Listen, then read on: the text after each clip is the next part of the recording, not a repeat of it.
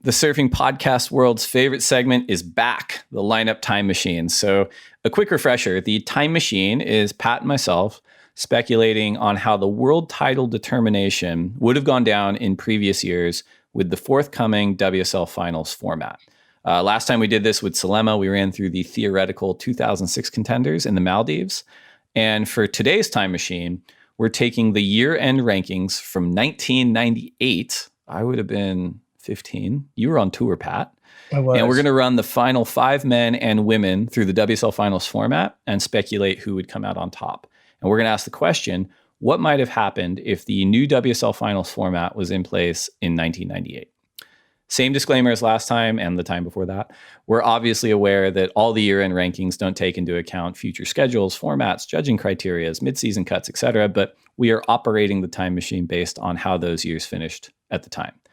First things first, the venue, as we've discussed, has not been decided for the 2021 WSL Finals, and it's going to rotate every year. And it's going to play a huge role in how we kind of determine our world champs. So we picked 4 venues. Excuse me, grab this thing here.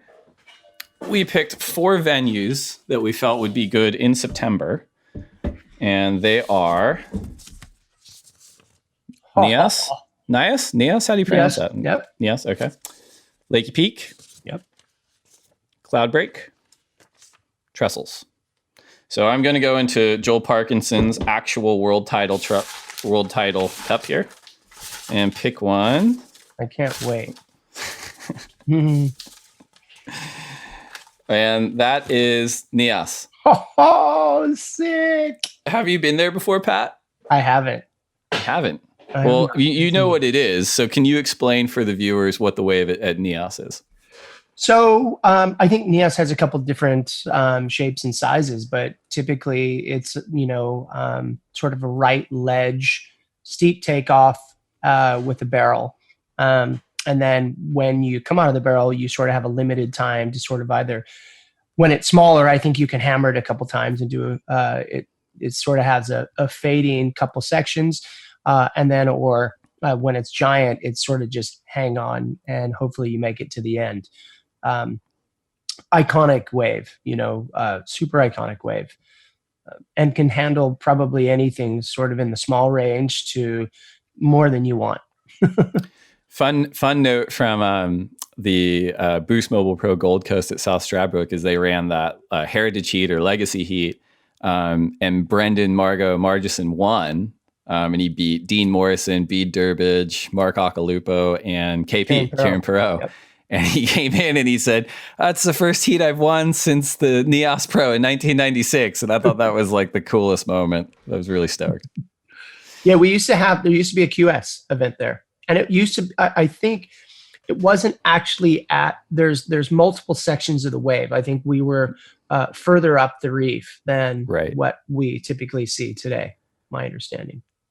Now, so we're going to go through the 1998 year-end rankings for the theoretical WSL Finals held at Nias. This happens to be your best year on tour, Pat. So I was hunting this down and seeing if you were anywhere near the top 5. I think you finished 11th. Yeah. What happened? What happened that year? Well, I mean, actually, let's frame that a different way. That sounded negative. What went right that year? Because that's a career highlight. Yeah, what went right, but not right enough. We can start the negative. It actually was that was my best year. I made 2 finals. Somehow I lost both of them. I made the final against Kelly at Snapper and then lost to Damian Hardman and Hossegor in the final. Both of them were sort of interesting, needing small scores. And as we know, France, tide came up. And I think I sat out the back for 14 minutes needing a 6. That felt good. Yeah. And so, it was, it's funny to think back. Like, I would say one thing that sort of bothers me. I never won the CT event. And I had those few chances, I remember paddling out against Kelly Slater and Damian Hardman, like, where are those guys now? Like, nowhere. Yeah, they're nowhere. You're here on the lineup. Podcast. They haven't been on the lineup. Yeah, exactly. I remember having this weird dream when, I was going to paddle out with Kelly and thinking that he was just going to let me go because for like some tax implications, he was going to let me win. I don't know. Like that was my like that didn't last. But I will share a really cool moment of that. So him and I paddled out in the final, and it was a beautiful day at what the Super Bank has now become. This was before it actually became the Super Bank. It was just kind of starting. And there were thousands of people on the beach. Beautiful, beautiful day. And Kelly and he used to stay at my house here, my parents' house in Dana Point, and we'd surf with 600 people every day, people dropping in on us, whatever. And he sort of took a moment and said, "Hey, like, look at this, like, everybody's here, like, we have the lineup to ourselves," and sort of made me feel comfortable, because it was obviously when Kelly surfs, there's a lot more people watching. And it was just kind of a cool like moment in my career where I could sort of take a step back and be like, wow, this is fucking awesome. And do you think he was intentionally trying to make you comfortable, or that just backfired? Yeah, there's so many weird sort of things with Kelly. I think it was kind of an honest one of just like, that might be the only time ever. Yeah, like it was just cool. Like, okay, holy cow. And I wasn't sure if I'd ever make a final again, so I had to suck it up. But you did. So, you had an awesome year, and you finished 11th, so outside the cutoff. The other two surfers that were outside the cutoff that finished in 6th on the women's side were Prue Jeffries from Bondi Beach, and on the men's side was Sonny Garcia. So Prue and Sonny in the 6th spot wouldn't have been invited to the WSL finals that year. But given that it's at NEOS, do you think either of them would have done much damage? Sonny would have done some damage. I mean, on his forehand. I'm not sure about Prue, and this is sort of a testament to how far we've come in women's surfing, where the women are actually surfing decent waves. I would assume back at this point, Prue probably wasn't challenged on her backhand. So, I can't really say. Sure. But certainly was a great surfer. Just, I don't know how she would have done in, I think we haven't defined what the conditions are. We've said NEOS. Is it 6-foot NEOS? Is it 10-foot NEOS? Because it will really, and I think that's part of this. The excitement of this is, yes, the venue, but also what is the day call? Because as I start to look at some of these matchups, they become, I don't know. I mean, they can be very different. Certainly one of the people, and I may be sort of stealing the story here, but is Shane Dorian. Shane was 5th that year. I think he won bells. He might have, that year. Man, Shane, as we all know, is an absolute psycho. And certainly at this point of his life, he was surfing the best he'd ever surfed. You call this 12-foot NEOS, and it completely changes the event. Maybe for the purposes of today's time machine, let's put it in and I'm going to screw the numbers up here, but like 6 to 8, 8 to 10 foot range, where it's like there's performance sections, but every now and then there's the psycho double up. Got it. Cool. I think that's fair.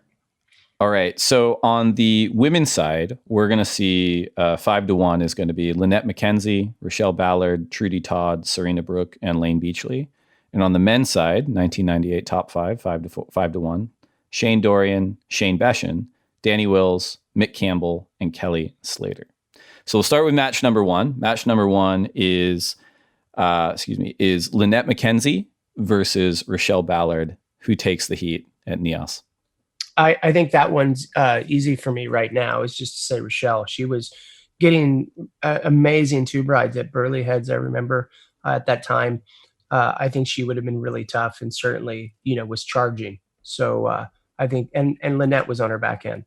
Yeah, I'm with you for those exact reasons. I think, as you said, on the backhand, it's tricky and interesting too, right? Like at that time, and as looking this up, it's like you had the 45 guys on tour, right? So those top 5 were hyper concentrated, but the women actually had less women on tour than they do today. They had, I think, 10 or 11. So, number 5's kind of in the middle of the road in terms of what they're going to deliver. But I think you're right. Based on the venue, Rochelle gets the win there.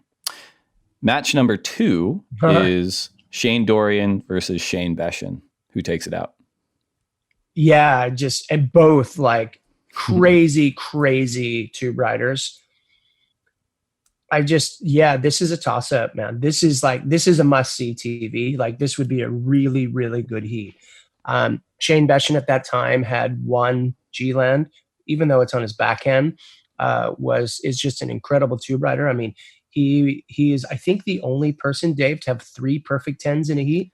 Well, that was it 97 at Kira? It was probably, somewhere around there. Yeah, okay. And he had a 9.9 on his 4th wave.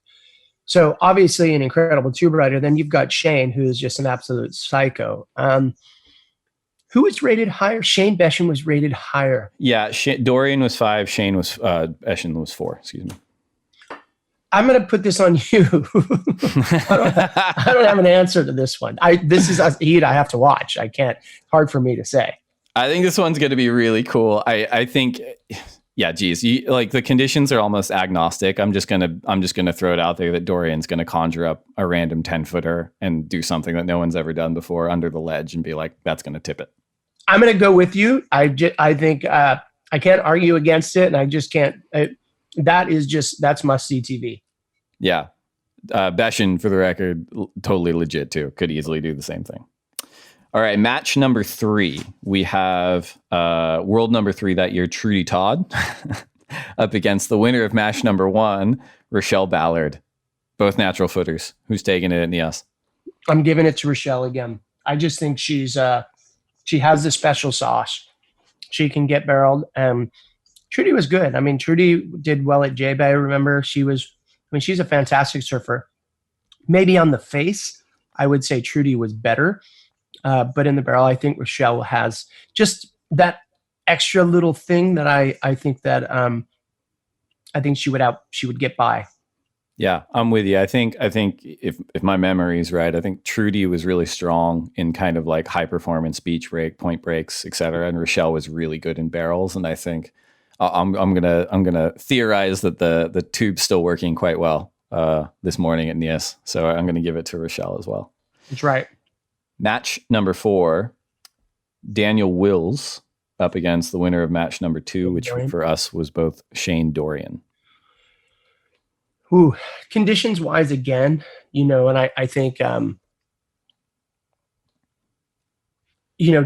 at this year was, he was on fire. I think this is the year he won 2 events in Japan, both small wave sort of things, but he wasn't a sucker in good waves. Like he was absolutely incredible, but sort of along the same lines as he beautiful on the open face. And if it's a tube event, I'm going Shane. I'm going to agree with you based on your clearly you had a better kind of touch point than I did at the time you were on tour, but everything you said I agree with from a fan standpoint. And it was also kind of pre-webcast, so it was like I was reading about it in the magazine. I'm like, yeah, it's amazing. Totally. Match number 5, Serena Brooke against our sort of juggernaut from match 1, Rochelle Ballard. Yeah. So it's, and maybe just because I saw this, I follow Serena on Instagram, and she has, or maybe Tom Survey put it up, but it's this beautiful sequence of her in a long tube ride, which made me realize I had gone on, at the time I rode for Rusty and so did Serena. So I went on a few trips with her, and she was actually really, really good. She was good in the barrel, but she was, really good in sort of reefy waves. I think this goes into a little bit of the design, and Rochelle has surfed 2 heats now. I think probably had a couple wipeouts along the way. I think Serena gets this, and I think she gets this for 2 reasons. One, she's a great surfer, but I also think there's a little fatigue coming. And certainly if it's sort of that 6 to 8 foot range, there's a few wipeouts. And I think Serena would find her way through that heat. Yeah, I'm with you. Like, if I'm looking at this women's card at 98, I'm giving it to Rochelle across these first 2 matches based on the strength of her forehand and also the tube riding. I think when she runs into Serena, like Serena's a fantastic tube rider as well, but she's also has this like gorgeously fluid forehand approach, right, on like turns. Yep. So I'm with you. We're very aligned this week. I like this. It must be the time apart since it was so long. And now well, I also think you're going, dude. These are old heats. These are old people. I'm gonna rely on the old dude in the room. I'm just like, whatever you say, Pat. I don't want to like step on my own words here. Mm. All right, match 6. This might be where we differ. We have the Ginger Ninja, Mick Campbell, Goofy Footer, up against our boy from match 2, Shane Dorian. Yeah, so I think this is the first time that there's a little bit of contrast outside of Lynette and Rochelle, but just where you've got a goofy foot and a regular foot. One thing that Mick will win on in this battle is sort of in the lip surfing. His backhand was so precise, and he was a tenacious competitor. It just comes down to that sort of magic tube ride. Does Shane pull out that sort of 8 to 9 point ride to because I think if it's on turns, I think Mick's going to get Shane in those conditions. But I think it's a tube ride day, and I think he's going to get by him.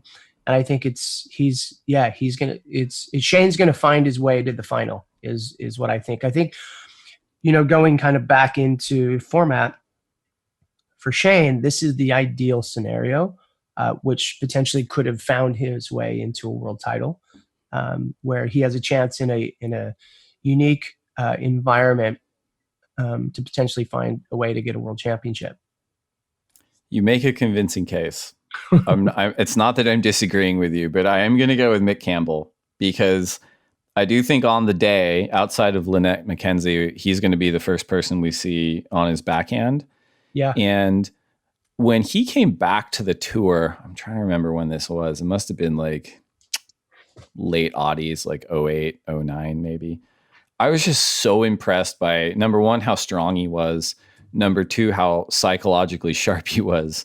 Number three, just how lethal his backhand was. The first event he came back for was at the Gold Coast at Snapper Rocks. And like, he was really one of the only goofy footers in that event that was like threading the barrel, coming out, like going 12 o'clock on his backhand. Same thing at J-Bay over those course of those few years. And I think, in 98, you could argue that he might have been at the peak of his powers in terms of surfing. He got stronger and sharper, but I think in terms of like radicalness and fluidness and just sort of mongrel competitor, I'm going to say the wind comes up slightly, the barrel's not as intense, and Campbell takes it. Yep, I think that's fair.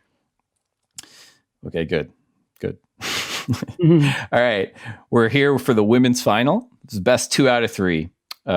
Serena Brooke, our winner from match 5, is coming up against Lane Beachley at NEOS. Who is taking the title? Yeah, I think, this is right in the middle of Lane's run. I think anybody is going to have a hard time with Lane. And certainly in those conditions, I think, and I don't know if there's even a break. I don't know if Serena gets a heat over her or not. Certainly, she had a great year. She was second in the world coming into this event. I just do feel like Lane at that point she was a good gap better than everybody else. Certainly competing wise, she was. I'm not sure if she needs 3 heats to do it, but I think she's clearly the winner. Yeah. It's funny. I wrote the same thing down. I put Lane in 2. And I think for all the reasons you outlined, I think she was a fantastic surfer. I think she was an even better competitor. And I know this is a different format, but I think she would actually thrive in this format and really enjoy being the number 1 seed and using the psychological advantage of being sort of the big boss at the end of the game. And I think she'd have her way for sure. Men's final, best 2 of 3. We have Kelly Slater for you facing Shane Dorian, and for me facing Mick Campbell. Who you got? Well, I just sort of go back. So this is way too old for most of our viewers. But Shane and Kelly surfed in the World Junior Final, and they started surfing switchfoot, their first wave. I think the bigger question for me is that, do they start off switchfoot? And does one of them break a board doing that? What do you think? Do you think they do? Yeah, I think they do. For sure they do. So the first heat could go either way. Look, I think Kelly in 98 is it's interesting that year. I think he actually only won one event. Maybe he won the final event too at Pipeline, but going into Pipe, he had only won the one event. So I would say, yeah, he was due. He probably, I think at that point, I'm not sure it goes all three events. And only, again, from my side is with Shane. Shane's now had multiple heats. And he's probably pretty beat. And Shane goes for it pretty hard. So he's had a couple swims through the lagoon and etc. So, but I think Kelly gets the win.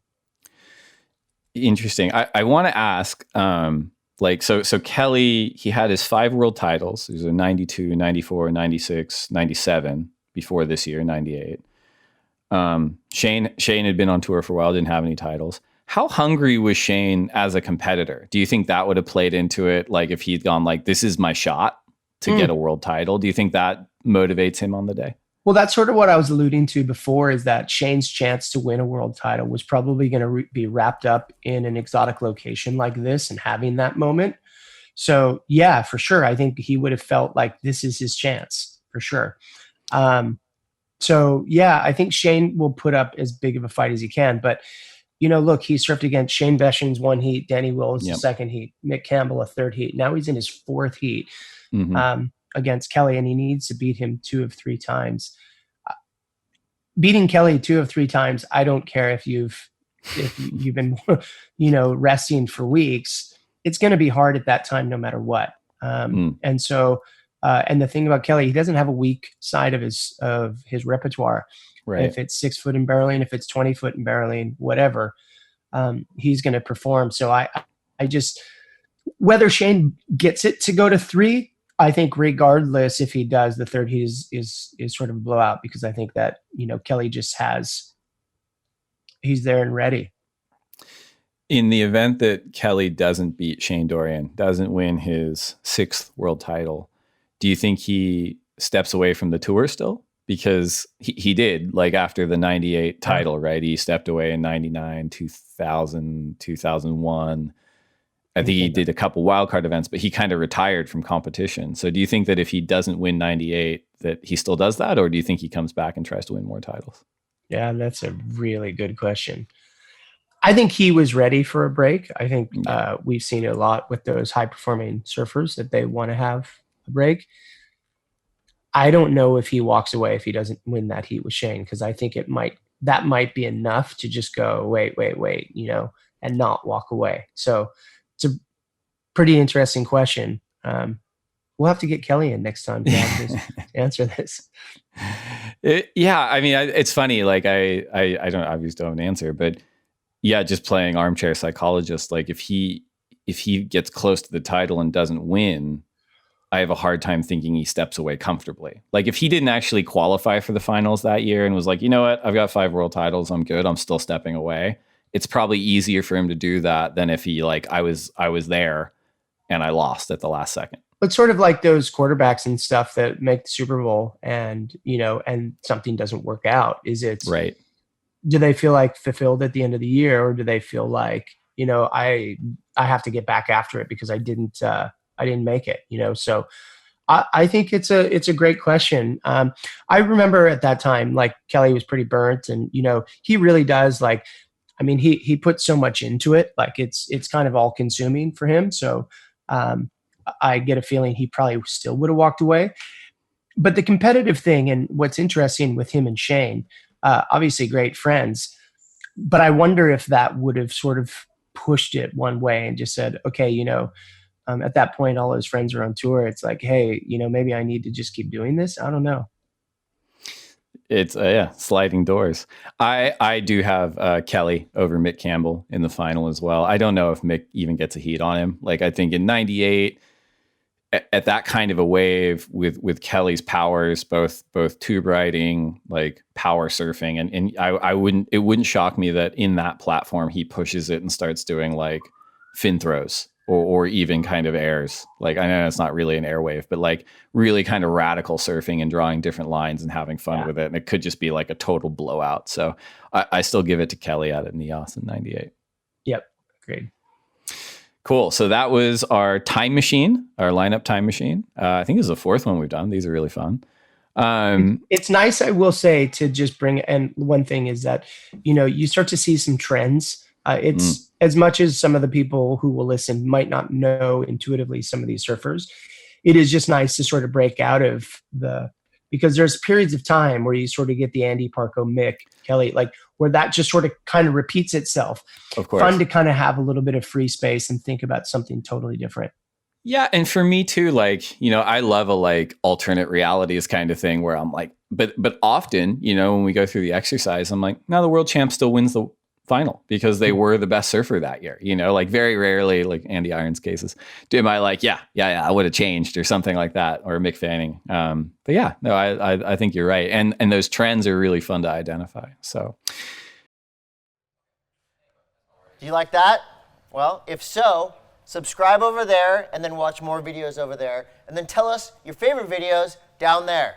It's a 3-step process. Do them all now.